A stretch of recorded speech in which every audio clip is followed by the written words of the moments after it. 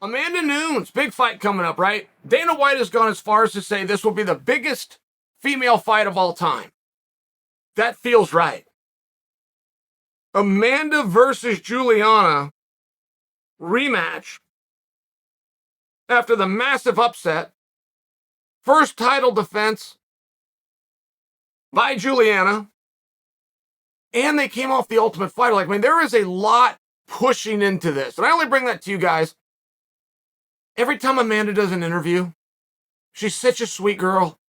And she does a very good job of answering questions. She doesn't handle questions like some people. She answers. Whatever she gets asked, she tells us. So it gives us a good chance to know her and know what she's up to.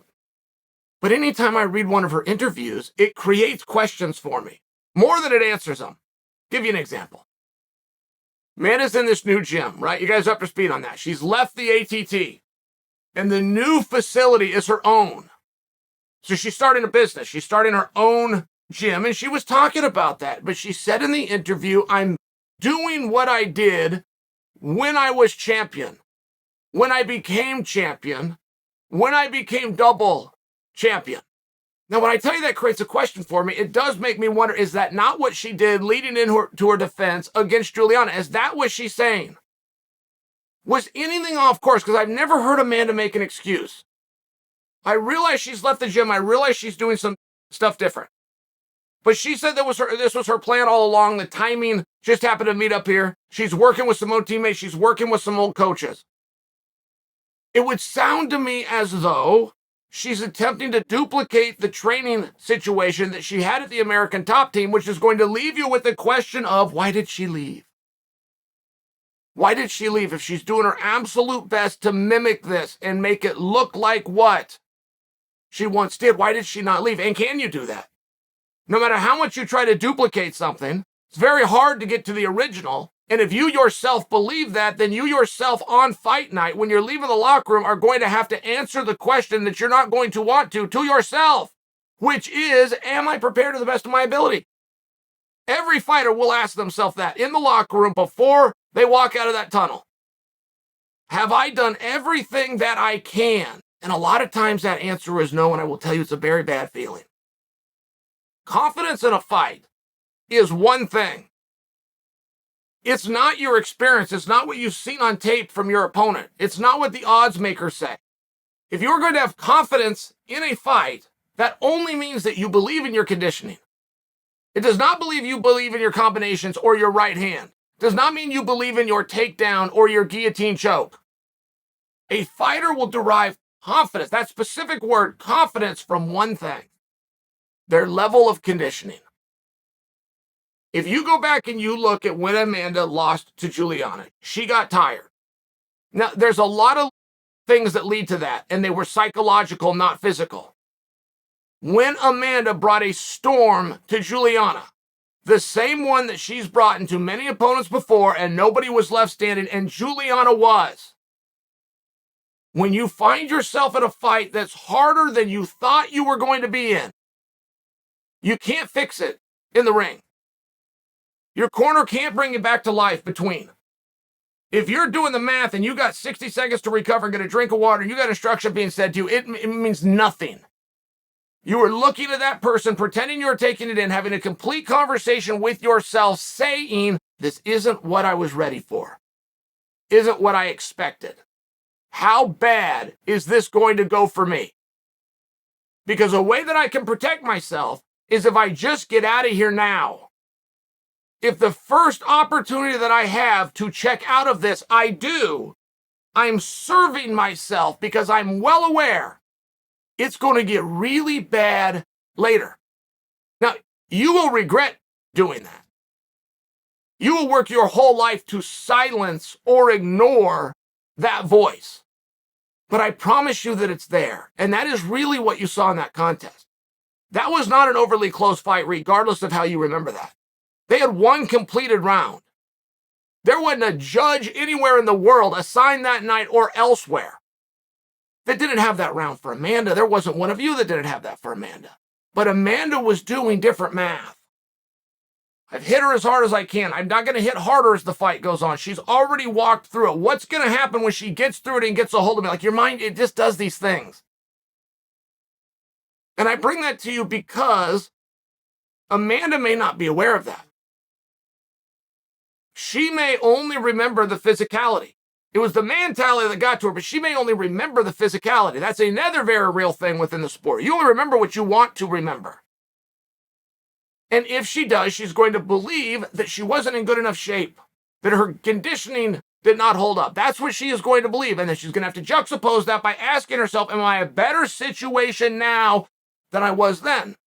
And when she makes the comment of I'm duplicating, she laid it out for us. It's 2 workouts a day, 1 in the morning, rest in the afternoon, go back in the evening. She laid out what it was. Here's where the conditioning is. Here's where the technique is. Here's where the sparring comes. But she did say what she's trying to do as a way of humbling and grounding herself is to go back old school, go back to what she knew. Go back to what got her there, back when she was hungry, back when she was a contender. It's a very different seat she's in now. That drive to keep and maintain a championship when you're a 7-1 favorite versus being the contender. Spot she hasn't been in a meaningful period of time. And I would think that it's helpful.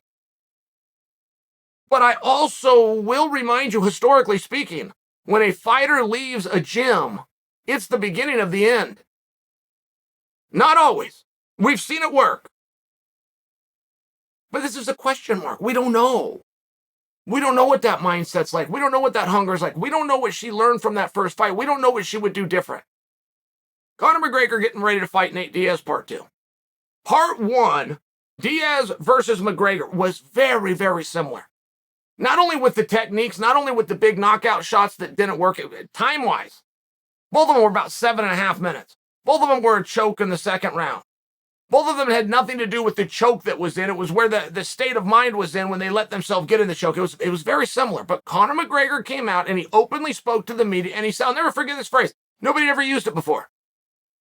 Conor said, I did not manage my energy. Now, that was a fancy way of saying I got tired and I quit. But those are messages you don't want to put out there. Those are messages you don't want to say to yourself. It's much better how Conor did it. It's one of the reasons I remembered all these years later. Did not manage his energy efficiently. I liked it. So the second fight, not I got to get in better shape, not I got to be tougher. I need to manage my energy differently. That's a different mindset. I help people with diets all the time, right? As a wrestler or fighter, I went through so many diets, people will come to me. But one thing that I will tell them is you don't ever go on a diet. You change your eating habits. But that is a very different approach. And is Amanda aware of that? All she did was manage her energy inefficiently. She went for the knockout. When that big shot landed and Juliana took a step forward, not backwards, it changed her. So she threw that big punch again. It landed again and Juliana stepped forward. Now, if Amanda's very aware of that, and really this is a duplicate, truly is a carbon copy. The finest example I could give is just McGregor-Diaz Part 1. If Amanda's aware of that, remember what Conor did in Fight 2? Came out real heavy with kicks, which used less energy. Didn't look for that left hand. Oh, and by the way, if he did, and it didn't hurt his opponent or put his opponent down, he was not now surprised. He was not now finding himself in a fight that was harder than he thought it would be. Conor McGregor in Part 2 with Diaz fully expected to win a decision, by the way. Something he's never told you guys. But I'm telling you now, his plan was to go 5 rounds. His goal was to make sure he had the energy to defend himself for all 5 rounds. And that's a very good strategy, quite frankly. Nobody ever wants to talk about that. We got this finish narrative going on in our sport. But we were all glad when McGregor and Diaz didn't get finished and we got to see it for full 25 minutes, right? We can't be happy as fans. We would have liked to have seen it for 35 minutes. We can't be happy. We tell everybody we want a knockout and then we don't get one. It's this amazing fight. It's one of those things. And if Amanda does come in to knock out Juliana, that's going to be the same approach and same mindset that she had in the first one. Anytime you have a rematch, you have a very simple question that you're going to have to answer for the public, but you got to answer for yourself and your own team, your own trainers, your own coaches when you're locked down in that inner circle, which is what is going to be different. And as much as I'm putting this weight on Amanda, you had better believe I can play this same game with Juliana. Juliana knew that first fight was going to be extremely hard, and then it wasn't. It wasn't. 7 minutes for Juliana, it's just not hard. Wouldn't matter what happened in those 7 minutes. That's just not hard. So when I talk about the fight was harder for Amanda than she thought it was going to be, the fight was easier for Juliana than she thought it was going to be. If she remembers it that way, if she goes into this fight with that level of expectation of how many beats of sweat, how many punches, how many takedowns do I need, how many minutes do I have to be out here, it's a problem. So this game goes both ways. I'm questioning Amanda right now, but that's because I just read her interview. Juliana is also going to need, for herself, not to prove to us, she's going to have to, for herself, to have that same devotion, that same motivation. And I've fallen for it. I believe she does. I believe Juliana's approach to this fight is very similar to Aljo's approach to Jan Part 2, where the champion doesn't know they're the champion. The champion is coming in there hungry with a chip on their shoulder with something to prove to you, who didn't accept, who thought she got lucky. It's an interesting matchup. The physical X and O's is not what we're going to see here. The chokes and groundwork of Juliana and the boxing of Amanda, it's not what we're going to see here. This is a mental battle. And step one, right, if you're handicapping this thing, the first thing you need to identify is whose approach, whose accuracy, and whose memory of the first fight is more in line with reality.